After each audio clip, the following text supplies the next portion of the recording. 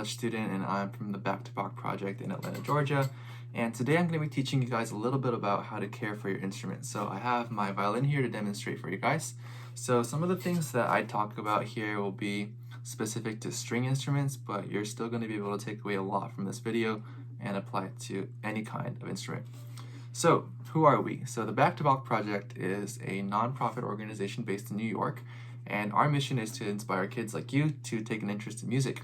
And we do this by sharing our love for music with you and even playing for kids around the world. So music has made such a positive influence in our lives, and we want to share that inspiration so that you can experience this creativity and have a passion for the arts yourself. And I can say that being a musician has taught me so many important things that I can apply in life outside of music, and I hope it will do wonderful things for you as well. So before we begin, let me tell you a little bit more about myself. This year is going to be my fourth and final year in college, so I'm going to be a senior. I go to Emory University and I study chemistry and do chemistry research there. So I'm not studying music, but I'm still very actively involved in music at my college. I play in the orchestra, and last year I was a principal player, meaning I was the leader of my section. So I still play in recitals, I play at church, and even sometimes I just take my instrument out and perform for my friends. So I'm actually studying to become a dentist, and that means I'm not going to become a professional musician, but I've played for about 14 years, and I know that I will forever be a violin player.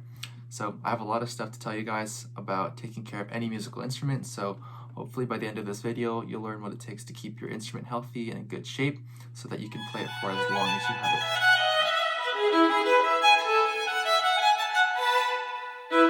Alright, so let's get started. So here are some of the parts of the violin that I pay attention to every time I play my violin. So we have the most important part here, the strings, and then connected to the strings we have the pegs, which we can turn these and tune our instrument, and at the other end is the tailpiece, this little thing right here, and then this black part right here where we put our finger down, that's called the fingerboard, and this wooden piece called the bridge. And on the violin you see these parts where it's kind of cut out like a C shape, that's called the center bout, and right here is the center bout lip. Right here, it's on both sides. And on the bow, so on the bow we have the frog, the bow hair, the bow itself, the bow stick, and then we have the tip. So every bow is going to have some sort of unique tip and frog shape.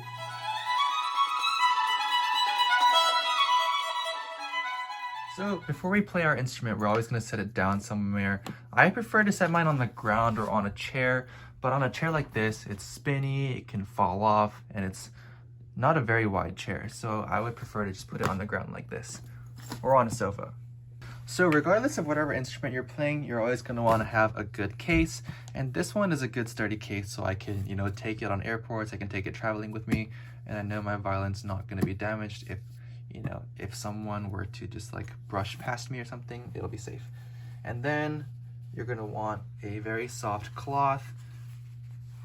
For a violin, we like to have our rosin, and for winter, we'd like to have what's called a humidifier. Also, if you're a string player, you're always going to want to have some extra strings. So I have mine in this little neat tube here. These are strings that I haven't used yet.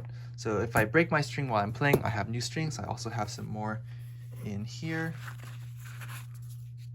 So I always like to keep some extra strings around. So once you set your case down, you can finally take out your instrument safely, and then take out your bow. And then for me, I take out my shoulder rest too. So I can begin to put this together very carefully, of course. And then the first thing I'll do after that is I'll begin to tension my bow. So one good habit to have is to not tension your bow too much. So I like to keep it about this tight, Maybe the stick could fit between the stick and the hair, or not. I like to have it a little bit loose when I play, but that depends on you, and you can ask your teacher how tight you should have your bow. And if we tighten our bow too much, that might put a little bit too much stress on the stick, and that's not going to be good.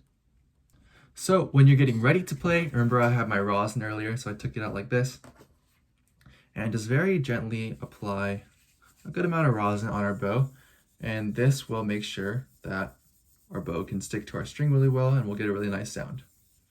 Okay, and then after that, we can begin to tune our strings. So one thing we can do is have a tuner. So I have a tuner on this metronome here, and if I turn it on, it'll give me an A. And that's what I use to tune my first string, which is my A string. And then when I tune my strings, I make sure to loosen it a little bit first. And then I can bring it back up to pitch.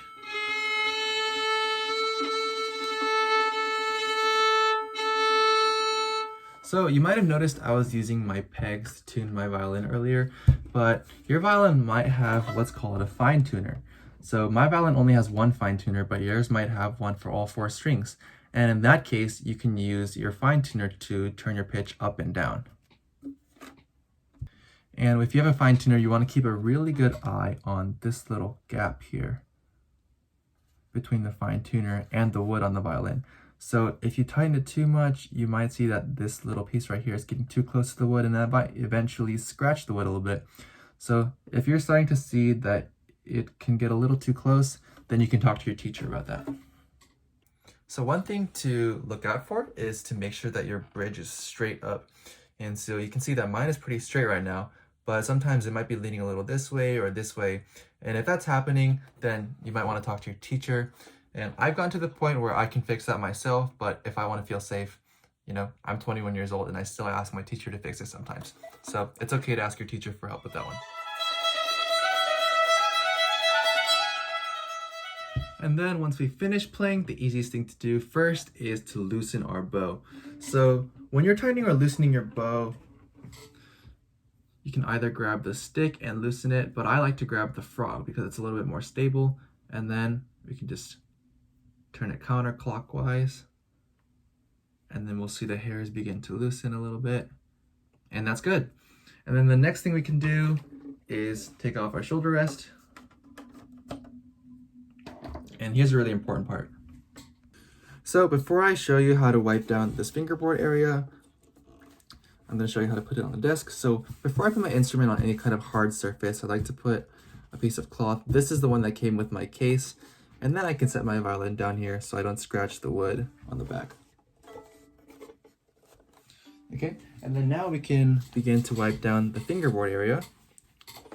And for that, I just stick this cloth through here, very gently grab it from the other side, and then what I'll do is I'll go between the string and the fingerboard just like this.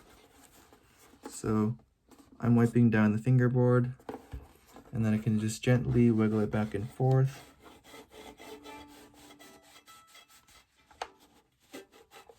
And wipe down all the rosin. And then I can pretty much do the same thing under the bridge.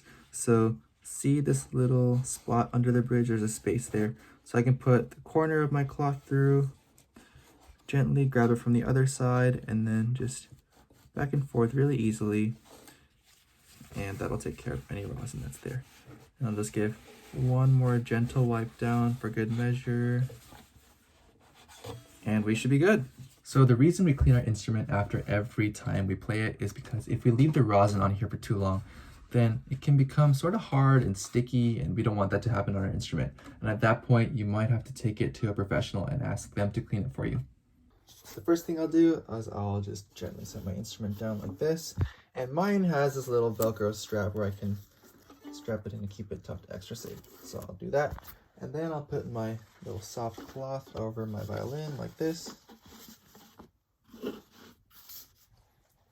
And then my second cloth like this. And this is very important. You don't want to forget your bow. So I like to have my bow hair facing up like that, because if I put the bow face down, then see how the bow hair is going to be rubbing against this little bottom part here? I want to try to avoid doing that. So I put it on the top here, put the frog side in like that, and to secure it, you can just turn this little thing here. And now if I close my lid, the bow won't fall out. And of course, don't forget to put in your shoulder rest and also your rosin. Very important, don't forget your rosin. There we go. One thing that happens a lot for string players is we might break a couple of bow hairs if we're playing really intense. So as you can see, we have these little bow hair fragments, and instead of just yanking them out like you might see, I try to avoid that. So when I'm done playing, I'll just get a nail clipper and just gently, very gently trim off that one bow hair so it's not poking my finger anymore when I'm playing. So although it might be okay to just pull off a hair if you're in a rush or something, if I have the time, I always try to use a nail clipper because I don't want to be pulling out any extra hairs if I'm yanking the hair out. So, yeah. Another very, very important thing, especially for string instruments, is humidity. And that's just talking about the moisture in the air. So where I live in the Midwest, it can get very dry in the winter. And so what we want to do is we want to use this, which is called a humidifier. And it's this rubber tube that has a sponge in it. And what this can do is it can keep a little bit more moisture inside the violin. And when the weather gets dry, we can have problems like the strings start to become loose or even tight. And there's bits of wood glue that hold the pieces of my violin together, but if the air is too humid or too dry, then we might have issues with the glue starting to break down and the violin comes apart maybe even. So we want to avoid that. So I have a bowl of water here and I just have my humidifier. So what I can do is I can just let this sink in the water for a bit. I can squeeze it to help it out.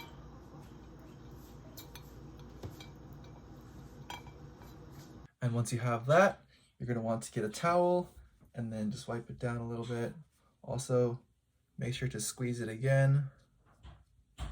And you might be going, YiHoon, we just put water in it. Why are we squeezing the water back out? So this is so that we have a little bit of water in here, but not too much, because if we have too much water, then the sponge might start dripping in the instrument. And we certainly do not want to have any water spill on our instrument, right? And what you can do in the winter is you just get this humidifier, and then we can put it in what's called the F hole here, because it looks like an F. And we just slide it in here like this, and voila, now we have a humidifier in our instrument. So now our instrument is good, our bow is loose, our shoulder rest is off, so now let's go put it back in our case. So let's go for what we learned today. So we first took out our instrument, put our shoulder rest on it, and then we took out our bow, tightened it enough and not too much. And then we took our rosin, put a good amount of rosin on our bow. And then when we're putting our instrument away, then once we're done, we want to put our instrument away. First thing we did was the easiest thing. We can loosen our bow. And then we can take our shoulder rest off. Put our humidifier if we need to, and then we can set our instrument in our case, and we're done for the day.